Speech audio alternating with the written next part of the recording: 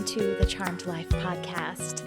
This podcast is all about magic, metaphysics, mysticism, and the unconditional love of the universe. And I am your host. My name is Tricia Carr. This podcast is also about our beautiful world, Mother Earth, Gaia, nature, and our connection to it. And connection's not even the right word. The fact is, we are Earth, we are nature, and the more that we modernize, if you will, industrialize, and even put ourselves out there in the virtual worlds, which all of that has so much, great gifts to it as well. It all has advancement. It has ways that we are growing and expanding. Yet we are still physical. We are still Earth. And so, the celebration of that and the embodiment of that is so important. And that is what this episode calls in, holds the space for, and gets inspired by. Because this is a conversation with a beautiful person, a wonderful tender of the earth, and her name is Becca Piastrelli. She is a writer, a land steward, women's coach, and ancestral folk medicine keeper. Becca and I have a conversation about, all kinds of things to do with being the tender of the self and of the land and having that connection to our ancestry in a way that helps us to move from this feeling of alone and loneliness into community. And so Becca has a book. It's called Root and Ritual, Timeless Ways to Connect with Land, Lineage, Community, and the Earth.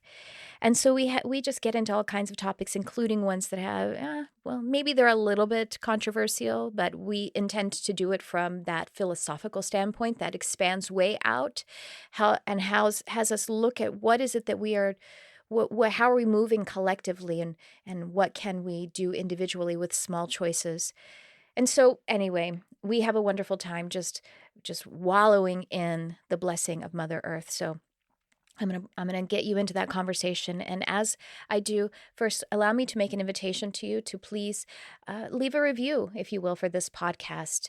Just scroll down in your app, however it is that you receive it, and you can follow or subscribe, whatever your app tends to present that as. And if you scroll down, then you can leave a review, whether you leave us stars or if you leave some kind of comment. And also, I would love to invite you to share it if you're inspired by this. I also want to make an invitation to you to my social media. I have Instagram at Tricia Carr Charm. And then I also have YouTube, and that's youtube.com/Tricia Carr. And with that, now I'm going to invite you into this wonderful conversation with Becca Piastrelli, and I'll chat with you on the other side.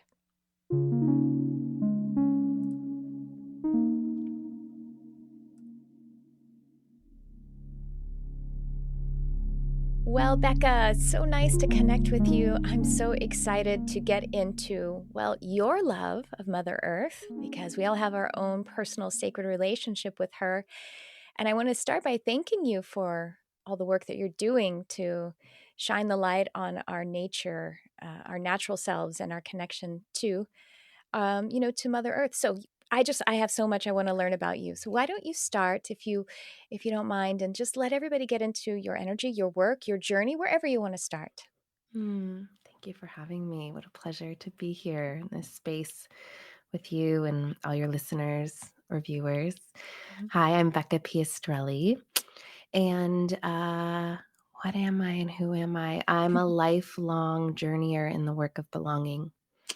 And that's just like an onion that I'm constantly peeling the layers of, that I will be in my lifetime, of understanding what it means to belong here on earth in the natural living world, to who and what we come from, an expanded definition of what it means to have a lineage or ancestors, in community, particularly in these times of separation and isolation, and to ourselves, what it means to belong to ourselves. So a lot of my work is in community gathering. Pre-pandemic, I led international pilgrimages to sacred sites around the world, and And now I'm a new mom with a book Oh, called Root and Ritual that I'm sharing with the world as I navigate the next phase of my life on this other side of this rite of passage called motherhood.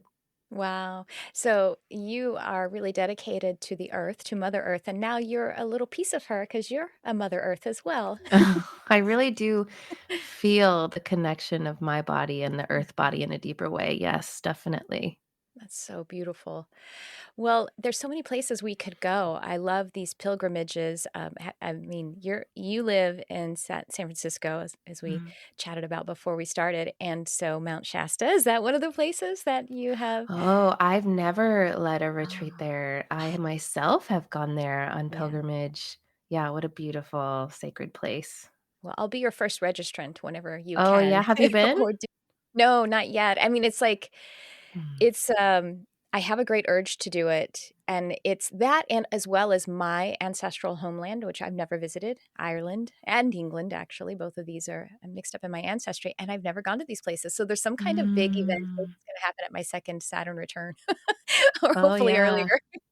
So, yeah, that's wonderful. I love the sacred sites. They really do hold um, you know, I mean, I guess that they hold a lot of frequency, they hold a lot of vibration, and it's pretty palpable, it's pretty visceral. And then, we have that with our own homelands, I think, whether the ones that we were born in or the ones that we have ancestral connections to. What is your experience? Well, let's just talk about ancestors. Let's go there, shall we? Our, Yes, our please. ancestral lineage. So, what is your Yeah. work and experience like in ancestral lineage? Yeah, well, in the book, I talk about how I grew up in suburban Northern California feeling like a cultureless white girl. I don't really have a deep connection to my cultural identity outside of being American. And in that way, I found myself sort of hungering for a sense of tradition, a sense of ritual. And certainly I had them in like an Americanized way, but that's where I saw myself reaching, in an appropriative way, really. I didn't name it at the time, and I can see it now very clearly, to more indigenous cultures. I was just so fascinated with Native American and First Nation, and I was just like kept checking out this library book as a kid about these tribal people in southern India, and I was just obsessive, and I can now see where just the ancestral colonizer story of my ancestors who are from similar places as yours, Mhm. modern day Ireland, Wales, England, Scotland, France, Germany, Nordic regions, they came to Turtle Island, otherwise known as North America, um, for whatever reason they did, lots of reasons, right? Yeah. And in Some of them were financial and they were I mean, they were also refugees, some of them. I know definitely don't want to detract from the kind of horrors of colonization, but I know my ancestors, they were not wealthy. They were struggling. They were really, really they were on hard times, some of them. Of course, doesn't excuse any atrocities that would follow by those specific people or their descendants, but yeah, there was a lot of reasons. Some of them were rough reasons. Well, yeah, each of us has over 6 million ancestors, probably a lot more. So think about the Mhm. humanity of each one of those souls. Yeah. Yeah. So in that colonizing story, whatever that story is for each human being, there was a severing from the lands Yeah. and the earthways of my ancestors, my indigeneity. Yeah. So what I first of all, I had to really get clear on the ways in which I was looking to other cultures Mhm. to feel a sense of earth connection. And then I thought, I want to turn next to my people Mhm. and the lands they came from. Yeah. Whether I went to those lands, we don't have to go to those lands. So Right. and look into their stories. So, and there's so many ways to do that because not everyone can look at those stories. Not everyone feels safe looking at those stories. And then thinking about my ancestors as more than just humans, thinking about the mushrooms and the trees and Yes. the stardust, and to really feel that connection because there's so much that we have in these modern times, but a lot of us feel alone. A lot of us feel a sense of loneliness and a disconnection from the community of the trees, the community of the roots beneath even the cement. And so to see that these are all kin was really important for me. And I thought I was just looking at history on ancestry.com, but it just took me deeper and wider for me to understand the wide web that is my lineage. Mm-hmm. Wow. Yeah, because we have the same heartbeat between us, I can tell you that. Mm, You know what, I've actually I first had a sacred prayer and calling, and before I did this, but I ordered online a very small brick of peat. But like I said, I mm, called it first. I asked for it to align with a brick of peat that wanted to be removed from its place and moved to me as a daughter of that land. And so a brick of Irish peat. And when it took me a while actually to even open it because I knew I've smelled peat before, but the thing about the peat moss is that it's layers and layers. I mean, just it's hundreds of years of deposits. And so mhm, like opening it, and there's something also about the sense of smell that is so human. mm, And so I took in the aroma, and I do that when I want to feel that deep connection and heartbeat with part of my ancestry. And part of my mm, ancestry is they came over here really they came over here in the 16th century, early 16th century. One branch of my family, and the other branch it's hard for me to find. And mm, there was a lot of rough stuff there too. So I have roots here as well, but I have very mm, deep roots with the Norse and Celtic cultures. And I did you discover, because I did, that in somehow I was actually uncovering my own ancestry, even if I didn't know it. The rituals I was attracted to, the practices I was attracted to, different kinds of witchcraft, they happen to really align with the magic of my ancestors. And I didn't know it until after I had opened some of that up. What's your mm. experience with that, with Well, ritual? there's a lot of universal principles, right? Absolutely. There's a Yeah. lot of them that, that before there were things called borders, right? Before, there's just like people on the land connected to the earth, and maybe they have different words for things around the world and different microclimates, right? Different histories of people and movement and all of that. But like water magic, Mhm. connection to water, divination, Yeah. fire scrying, just earthing. There are all Yeah. these, we have words for them now. In this moment, we put those words on it, but these are universal practices I have found throughout the world. And then, maybe the plants are a little different from one Mm. bioregion to the next. But there are certain ways, earth ways, ancestral earth ways that are universal that, Mhm. and in the indigenous cultures that have been preserved and not fully eliminated in these times, we look to them and we go, wow, that's so interesting. Wow, that looks so beautiful. And it's like, because there's a part of us that has a remembrance that Mhm. our people used to do this too. And Yeah. we're The bringing it back. resonance. Right. The universal law of resonance is, states that basically we can't, when we appreciate something or someone, it's because it's reflecting ourselves back to us. So we are what it is that we are embracing and loving and being inspired by. If by nothing else, then it is that spark of spirit or that spark of universality. Mm. That's so true. So in Root and Ritual, tell us about the book and what kinds of what people find in Root and Ritual that will help them to connect with all of this. Hmm. Yeah, it's really my take on what I've been doing to feel a deeper sense of connection in so many different ways. It's really predicated on us being alive in the time of the Aeromacene, otherwise known as the Age of Loneliness. When I started reading about that, there was such a resonance for me, who's someone who's always found community and connection, but had that like deeper sense of like that existential ache, like, oh, why does this not feel like I totally can settle in a feeling of home in whatever Mm, place, my body, on earth, in community, and really seeing that there is a historical context to that. that we as human beings have been separated from the living world. Even this term nature, it's like a colonial term. It's a term of separateness, as if it is not us, as I if we are know. not As if it. we're not nature. We are nature. We are earth, water, fire, It's air. in We us.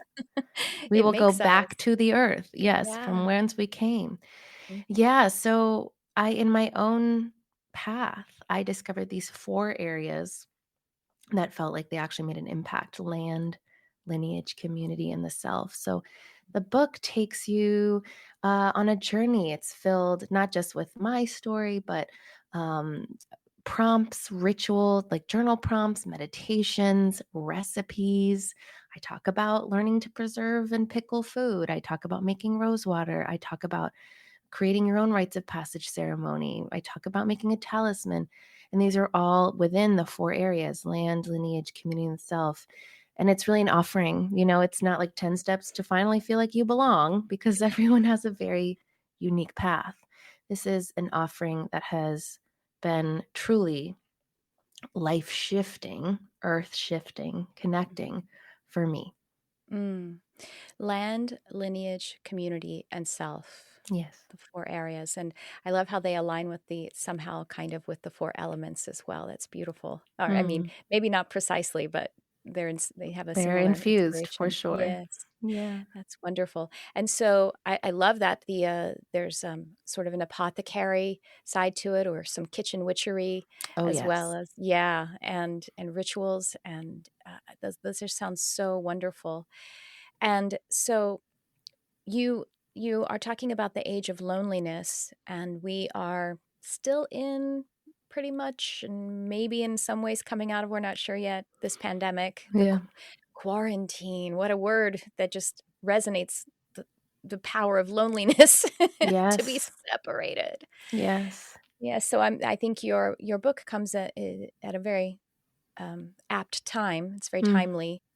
So what do you think, if I can just kind of softball this to you, what are we learning about being lonely, or from being lonely, and maybe that enhanced time period where we feel lonely when we're sort of mandated to be separate from one another for this health and safety of one another. Mhm.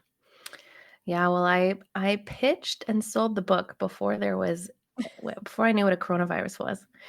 And then, literally wrote it, as, shelter in place was being announced in San Francisco. Yeah, so it impacted my writing in a deep way, Mhm. and my experience, because also my experience of at least 2020, 2021 was being a new mother in Mm. isolation, which was a particular kind of pain, in a moment when, uh, I believe a human being really needs a village, a sense of having a Oh village. And gosh. that's not unique to motherhood. It's unique to any moment of like real need, Mm. grieving or sickness, whatever it is. So it just um, fortified my mission a lot. Mhm. So what are we learning? Oh, I think everyone's learning different things. But what I Yeah. know to be true is we need each other, Mhm. and we need to find ways to connect. And that is hot button topic in these times, because a lot of us have different ways and different uh, different levels of body consent. So what this is calling us into, I think, is more conversations, Mm. deeper conversations with each other about what it is we need to feel safer, what it is we need to feel good. I often, on this like virtual book tour I'm on, I talk about how I knew I needed a mother blessing a month Mm. before I gave birth. I knew I needed a mother blessing. And this was like when gathering was like, no, no, no, where I live. And so I said, well, I need it. I need a ritual. I need a witnessing. Mhm. This is what I need. This is an ancestral yearning. And if I don't get this, I think it'll create some sort of pain trauma in my life. Mhm. And so I had to have a conversation with each one of my friends about what do you need so that we could gather. And so some people came, we were outside. Some people wore masks and stood at a distance. Some people showed up on Zoom. Some people didn't come at all. And there were all these various conversations that just I never knew would be a part of a gathering before. But here we were, and it was tense at times. But I knew I needed to advocate for my human need, which was to gather with my community to be witnessed in a massive identity change, a massive rite of passage for my life. And that stuck with me as like, oh, we as human beings are being called into more conscious conversation around our bodies, around safety, around consent. And that's challenging when most Yeah. of us spend our time on the internet Oh, watching people gosh. argue. So there's a whole thing I could go into there, but I don't want to rant. I want to invite us into that consciousness of how we need to get our needs met. And that means more talking about what everyone's needs are and finding a way to make it happen. Community care. This is the term that has really come through to me. It's not just let's come together. It's like, how can we come together and meet everyone's needs? And now for these messages. Hi there, it's Tricia Carr. I want to take a moment to invite you to my one-on-one sessions. You probably know that I am a spiritual teacher, and I also offer empathic channeling sessions and animal telepathy and healing sessions. So let me break that down for you just a little bit. As an empathic channel, I allow frequencies of your higher self and or beings of light to flow into my energy and deliver messages, energy healing, and attunement. The healing may target core wounds from this life, past life karma, spiritual activation, and many other areas. As I create a resonant container of healing, we will have access to all of my tools, including multidimensional mediumship, intuitive reading, hypnohealing, clinical hypnotherapy, neurolinguistic programming, and my proprietary modality, quantum resonance healing. And in addition to my empathic channeling sessions, I am available for the sacred work of animal telepathy and healing sessions. Whether your animal family is living or passed on, I will communicate directly with him or her using telepathy. Your animal will share their thoughts and feelings, and I will ask any questions that you have. In the session, we can investigate behavioral and health concerns, learn about your spiritual connection with your animals, and learn about their life purpose, and so much more. I have sessions available for 1, 2, or 3 animals and even more, as well as farm and sanctuary visitations. I have a new calling for this work, and I'm deeply excited about who you are, whose spirit is also calling to complete the resonance. If you feel aligned with or inspired by the teaching that I share here, then you may feel aligned with working with me one-on-one. So go check out my website and read all about these offerings. That's triciacarcharm.com. Navigate to the Work With Me section, and you'll find those one-on-one sessions. Thank you for shining your light on our beautiful world.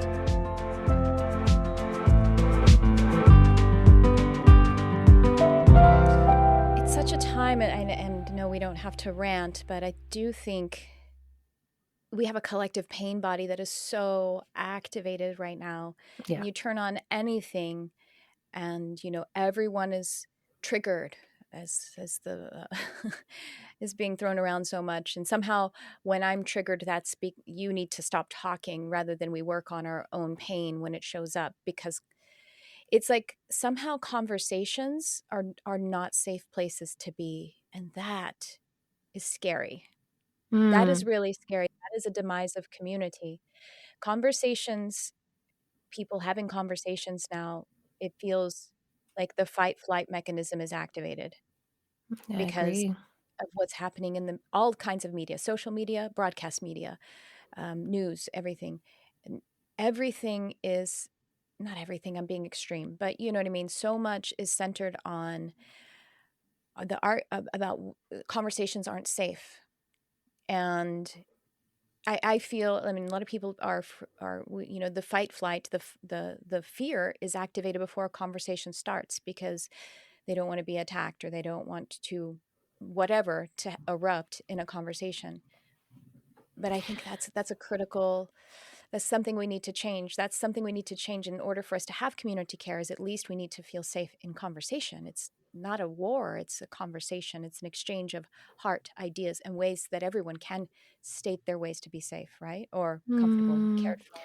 yeah, I feel there's like a deeper, I agree with you that there's like a collective trauma response that Yeah. really feel it, that I even feel in my own body. Sure. Me too. And I just wonder, like, would we be talking this way to each other if we were sitting across from each other at a table having a meal or by a fire?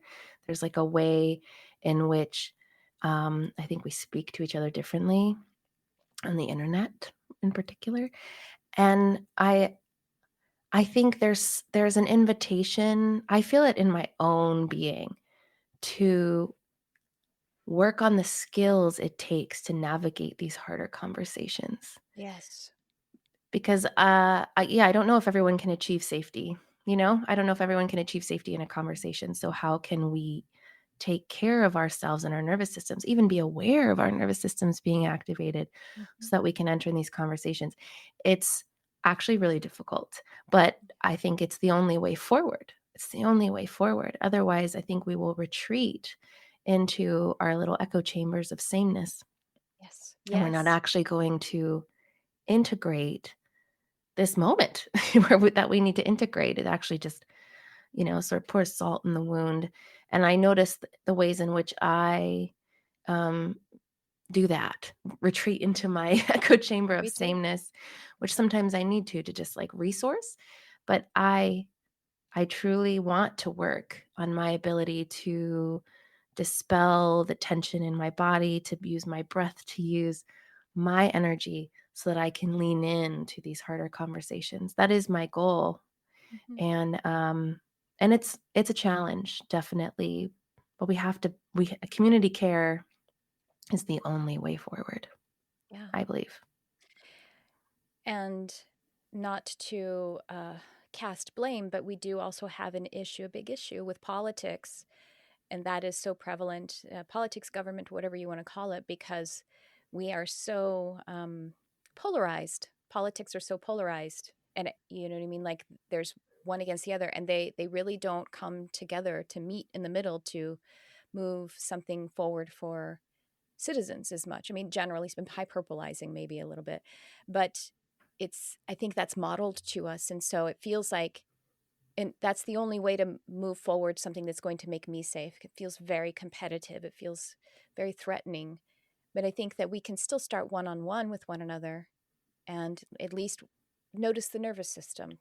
Hmm. If my nervous system is activated, then I may not have the whole of my consciousness available to me. I may not have the Yeah. whole of my reality available to me, let alone everybody else's reality as well. That simple education. I wish you'll teach your child that. Let's try to teach the children that. I know it feels like a big task for like the Mhm. collective. Yeah. Yeah, and I guess I've been in a practice in these times of really making my world a lot smaller, Yeah. less reducing my time on social media, which is hard because it's quite addicting. And really just being like, what matters is like my conversations with my neighbors, even if we don't vote the same way. That's what matters because I live in fire country. The fires Mm, come, we got to help each other out. yeah. We got to help, like there's a way in which that's been my coping mechanism, is being like, I want to talk to my neighbors. I want to talk to the, people who live in my town. And politics show up there, but it's a different kind of thing. I think when we're not garbled with the greater messages that are being sent our way. Yes. I, I observe that I can tell when someone is speaking from one of the two basic platforms in our country. Mhm. Mhm. They repeat certain words in ways, and I'm like, we don't say those words in that order in any other context. And I'll just give you an example. I'm not trying to call out either side because I really don't care about politics. But like we don't usually say this is America unless we're repeating someone else saying Mm. that. You know what I mean? We usually say Right. United States and US and stuff like that. But when someone is repeating some rhetoric that has sort of been downloaded, that is anyway, I don't want to get too far into it, but I do there is a fire right now. But I think it was Neil deGrasse Tyson, yes it was, who was talking about how there was so much division created because of the virus and what Mm. was going on. And he said if it were a purple mist that was coming out of the ground and killing the same amount of people would have a different response to it. But there's something about it seeming invisible Yeah, I until it comes to remember your that. did you hear him say that? Yeah. very impactful. Yeah.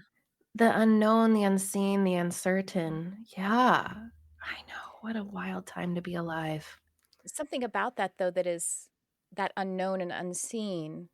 I mean, on the flip side of that, what it can show us is the spirit of the self, the spirit of the community, and the spirit of the land, and the spirit of your lineage, Mhm. as you're talking, your Mhm. message. If we can Mhm. find that in an empowered sense, then maybe that's where some of the safety can come in. That's my hope. That's my hope, and the sharing of this book is for us to, yeah, there's a way I'm inviting us and myself to simplify and return to the land. It's like we're all up here in our Mhm, heads, and like, can we just get back in our bodies? Can we just get back to the earth? Can we just notice where the sun and the moon is in the sky? Can we just mhm, speak to the seasons and the weather and our bodies in a way that is so much more tangible and grounding? mhm. Yes, because the urge, like you said, social media is addicting, and it's also the way that a lot of us have to do business. You know, I sure do. Yeah. exactly. Yeah. Hello, we're pretty much doing it right now. Here we are. Yeah. Uh-huh.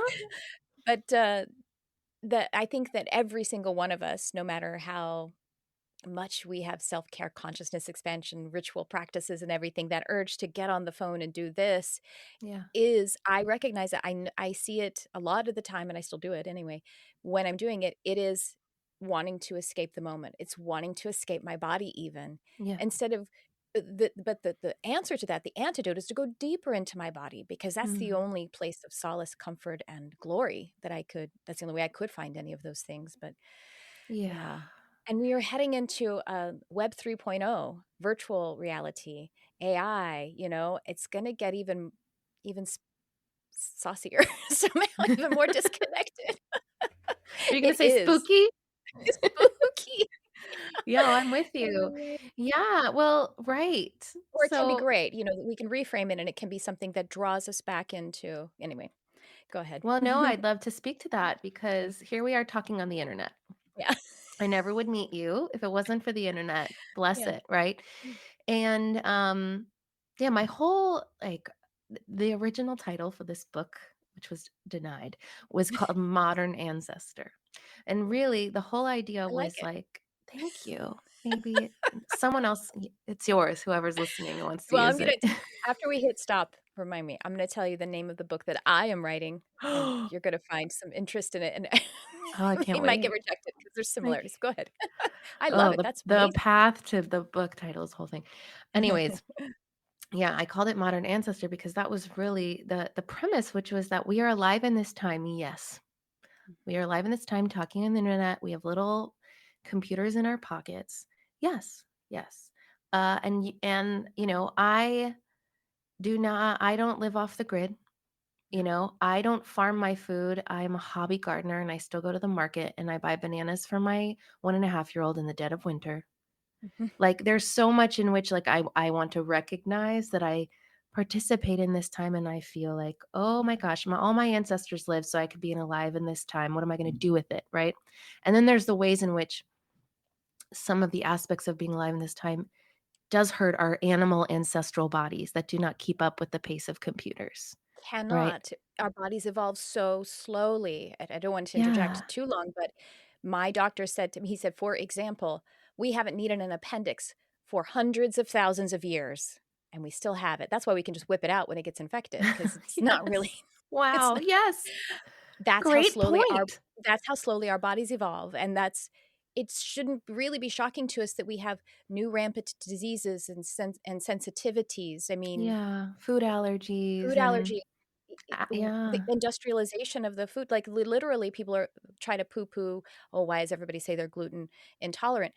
Bread is literally well, first of all, we are grain intolerant, period, because we've only been eating it for about 30,000 years. But we can break it down somewhat anyway. We don't have the enzymes to process gluten, but Mm, the way bread used to be made was, first of all, it wasn't grown in the way that it has as much gluten as it does now, the grain itself. Second of all, the way they actually made bread was they leavened it so that actually ferments and actually ferments.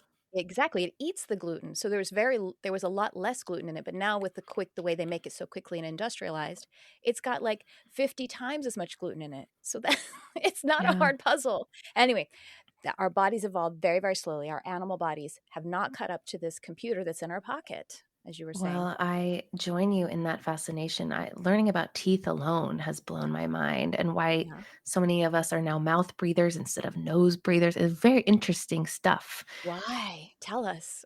Oh, okay.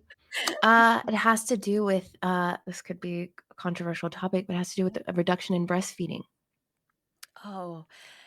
Oh, man. and Wait, so the why? Yeah.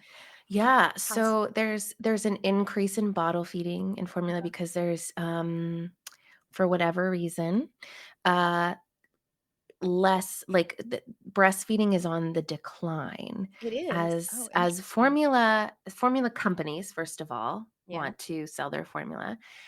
Second of all, there's more traumatic births. Mhm. And then there's less breastfeeding education. Culture, right, education, I exactly. and you know what? I'm mostly speaking to the industrialized world, and you know, however you fed your baby is fine. I Of understand course. completely. But what that has done, because we're physiologically designed to breastfeed, is when a child doesn't grow that like hard bone on their nose until after like weaning time, which is like 3 to 5 years, because their nose should be able to press against the Oh, breast and still breathe. So yeah. what's happening is it's changing the bone structure and the teeth structure of our jaws, of our Mhm. face, of our Yeah. skull, so that now it's the body is like it's easier for me to get oxygen through my mouth than through my nose. So then Mm. mouth breathing creates all these issues with sleep, all these Yeah. issues. Yeah, it's just like, whoa, Allergies very probably because you're taking in and dehydration, yes, which then affects yes. like kidneys. It's just like it can take That you is down a fascinating. rabbit hole. And of course, we can't, perfection is not, we're just trying to improve as best we can. Well, But it yes. does, Oh, go sorry, ahead. go ahead. I didn't wanna interrupt. Go ahead. I was just say all of this, you know, you talking about the gluten, me talking about the Mhm. mouth breathing, is really getting me to think, oh, no wonder the times are living in feel like so many people I'm talking to, particularly parents in this pandemic, are like, I'm on the verge of a mental breakdown. It's like, Yeah, of course you are, yeah. because our nervous systems were not designed for this level of information and trauma. And so, like, it's okay to say, hey, this isn't working for me. Mhm. That's my offering with the book is like, can we incorporate the ways our ancestors lived as a way to bring more meaning, bring more regulation, bring more intention, bring more connection to our lives so we can navigate this time. And just to bring in the ancestors piece, yes, our ancestors navigated unthinkable things, right? Of course. Famine, war, immigration, genocide, all these things, right? And Mm. so here we are in this moment, not to connect those as the same thing, but to say, like, what is our ancestral story of this time as Mm. ancestors in the making? That helps Wow. me think about resilience, right? That helps Mhm. me think about I don't have to subscribe to this way of life that, you know, computer, I want to be at earth pace, not Mm. computer pace. And how can I draw upon my ancestors who lived enough for me to be alive today so that I can find the way forward? Finding the sweet spot too, because there's like, I mean, unless you live off the grid, and if you live off the grid, then you aren't able to give this message. You know, it's just so much. There's so much Yeah. paradox and conundrum, which again to highlight, as Becca said, this is anecdotal. It's a big um, snapshot of an overall evolution, meaning Yeah. so far as like gluten or the breastfeeding. But in that, because I know how who could possibly it's no one knows what a mother is dealing with her individual situation or parents, I should Sometimes you say. don't have a choice, right? It You don't just have a is choice. what it is, right? Or sometimes, you know, like let's think of the families who have to work several jobs Yeah, and like they just have to buy the bread, you know? Like yeah, it's just I it is know. what it is. So to recognize from that place that we can't all have the privilege or the ability to step out of it, but we can watch ourselves in it and make little Yes. choices.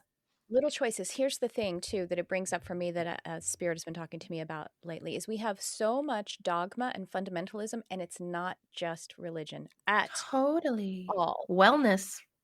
Wellness, dogma, and fundamentalism. Like, I feel like when we're trying to give these disclaimers, like however you fed your child, that, let's please not take on guilt. Let's not take on judgment. Let's not take on blame or shame, because this is generalized that we're talking about, but it gets difficult to talk about that because we all feel that sensitivity of the pain body where conversations are unsafe. So I have to either be defensive or uh, judge myself. If I only fed my child for 6 months, breastfed my child for 6 months, which is probably about the average cultural, right? It's probably Yeah. about 6 months, but you said it 3 to 5 years is when that bone develops. And now in the US, if you're breastfeeding a 5-year-old, can you imagine? Can you imagine what You're people doing it say? in secret.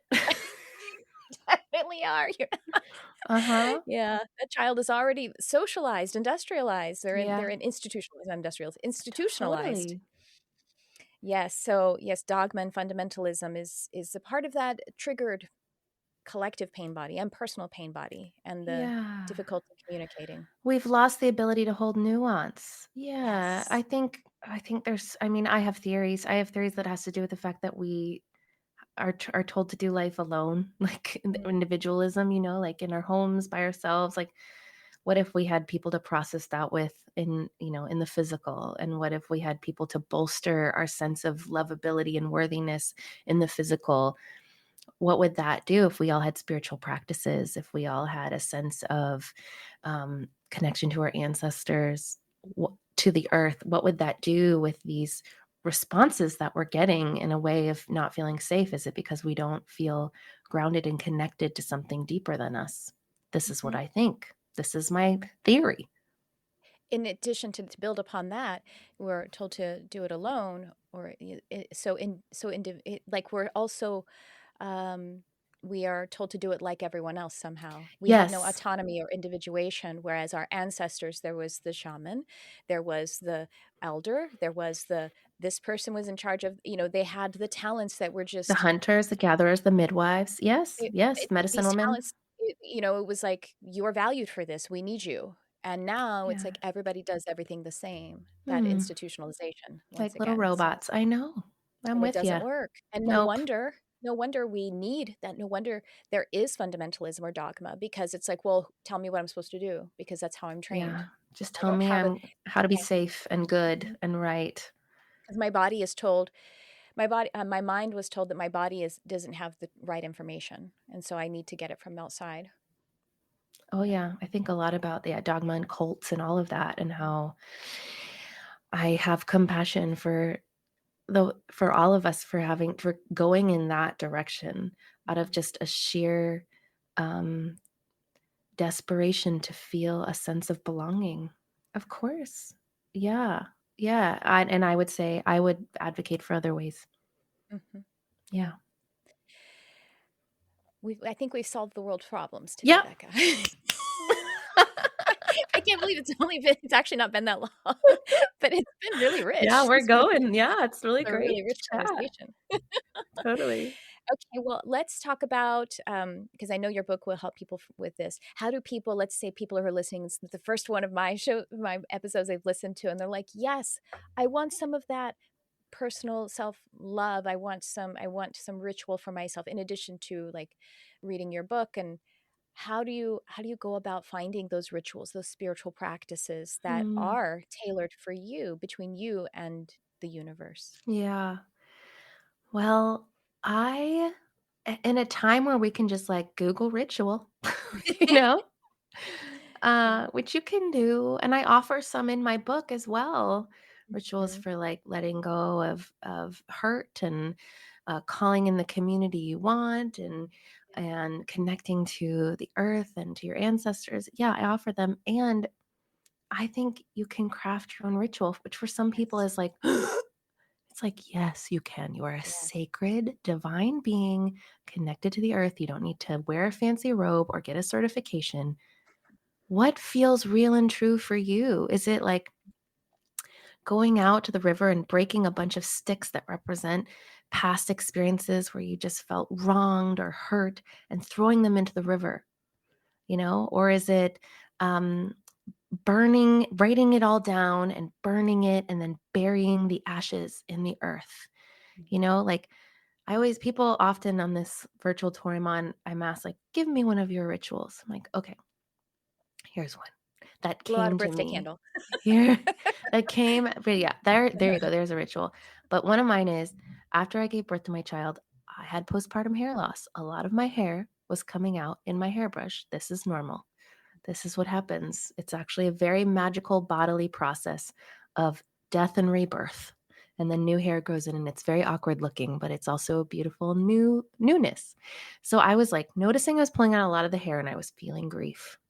And I was like, what am I feeling grief about? And I was like, oh, I'm like, maybe it's a little vanity, like I won't be beautiful anymore. And then it was like, oh, I'm grieving my maiden years. I'm grieving that time when I had so much time freedom, and I was more alert, and I was young and childless. And so what can I do to honor her and also let her go? And so I take the hair to this day. I take the hair and I bring it to my garden to feed the plants that I'm growing, to introduce my DNA, my cells, to the land spirits, to the mushroom kingdom, to all the microbes, and to have that be food for the soil. This just came to me. And like, maybe some people will be like, that's weird and crazy. It's like, it's okay. It's okay if something wild comes to your mind, or like not normal. What's normal? Weird. The root of the word weird, WYRD, is your destiny. Yes. Yes. So, yeah. And also, it could be as simple as pouring your morning coffee and taking a moment to name 3 things you're grateful for. Ritual is something you can call back into your life. Amen. It's like, and prayer, being in that prayerful state, and prayer is not religious, and prayer doesn't belong to someone else. And it Yeah. doesn't have to be, although it could be if you like it have to be something that's written and recited. It's really like being able to give yourself the opportunity to be a walking prayer with ritual, I think. And I'll bet you, by the way, as Becca is talking about this ritual that just came to her, I'll bet you, or the coffee with the three gratitude statements, I bet everybody has it. And if you just want to honor it, Right. it's a way of self-love to go, oh, I have those things already. How can I enhance those and feel them more deeply? That's so beautiful. Thank you for saying that. Right. What rituals do we already practice in our lives, and how can we give them more reverence by naming them as such? Yeah. Gorgeous. Mm-hmm. Yeah. So it's like the antithesis of when Jesus would ask the name of the demon, because that would disempower it. So if we name the ritual, name the angel of the ritual, then we'll empower it. Will empower it. Exactly. Yeah. And to recognize the ways in which you already embody a sacred life. Yeah. Mhm. And so finally, as we are in the age of loneliness, and of course, I think we've covered a lot of ways where we can work on that, on the awareness of being connected to the self, to the land, to community, and to the ancestry. How about any thought right now for someone who's like, you know what, I feel pretty lonely. What Mm. shall we say to that person today? Yeah. Oof. Yeah. You're not alone in feeling lonely. Yeah, there you I go. would That's say, first of all. Yeah. And I'm just putting myself in that position of feeling really lonely, and like, going to a coffee shop and introducing myself to a stranger feels like, okay, that's a little too far. So what's like the next step? Go outside. yeah. Talk to a tree. Yes. And if you can, touch the tree and visualize, and just let whatever comes. What's beneath the surface of that tree? Like, how deep do the roots go? And what life is teeming, even if it's winter, wherever you are, whenever you're listening to this? What is happening all around you underneath you? Even if you're in the concrete jungle, like, and the tree is cemented in, what is beneath you? What waters are running? What animals are sleeping? What microbes are reproducing? What bones are decomposing? Like, and then go all the way down to the core of the earth, the heartbeat of this beautiful mother planet, and just call that in, to just know that wherever you are, that is always alive around you. Amen. That's beautiful. Well, this has been amazing. So everyone, of course, check out the book. It's Root and Ritual, and we have the links. And any last thoughts? Anything else you want to make an invitation for as we wrap up this episode? Anything else that's going on with you? How they could work with you? Yeah, well, I'm actually in an inner winter right now, so I'm resting in a deep way. I also talk in the book about living seasonally and cyclically. So important. So hard, so important in this time, in this I culture. know. But I'm like on Instagram sometimes. So Becca Piastrelli, you try to spell a version of that, the computers will find me. It's just the AI is working. They will find you. They will find you, probably because they're listening right now. She said, joking, not joking. But yeah, if you read the book and you want to share anything that's coming up, it's been so beautiful to connect with folks who are having really deep and moving experiences. I'd love to hear. That's beautiful. Well, thank you so much for being on. Really appreciate all the work and love that you are shining on this world. Thank you for having me.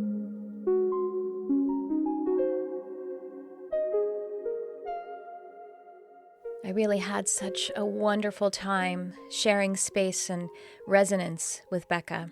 And I hope you felt that as well. That just deep connection, that groundedness. I think that sometimes as spiritual seekers, some people sometimes think that groundedness is like boring or asking us to stop exploring the ethers and the high frequency realms. But in fact, I don't think of it that way at all.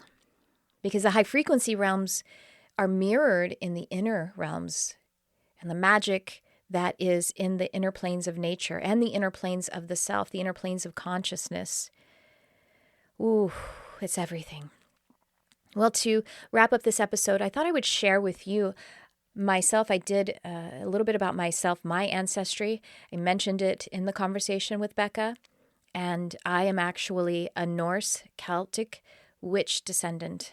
I like to highlight the witch part of it because the ritual and the spiritual seeking and the earth magic, just magic, which is what this podcast is all about, that is my ancestry. And it's all from like I said, Norse, and also from a couple of the different regions of Celtic ancestry of the Celts. And I've had very, very vivid past life memories and recollections. I've been able to, while in meditation, call forth ancestors who also may be past life versions of myself. It's kind of unclear, and also I think it's unclear because it doesn't really matter. I shouldn't focus on it one way or the other. And been able to verify, brought forth those historical past lives, memories, given names, in all of this in my meditation, all of this in my trance work, on my own, facilitated by myself alone. And then able to find, I was told one time, one of these occasions, I was given a name. I was given two names. One was the name of the woman and one was the name of her husband.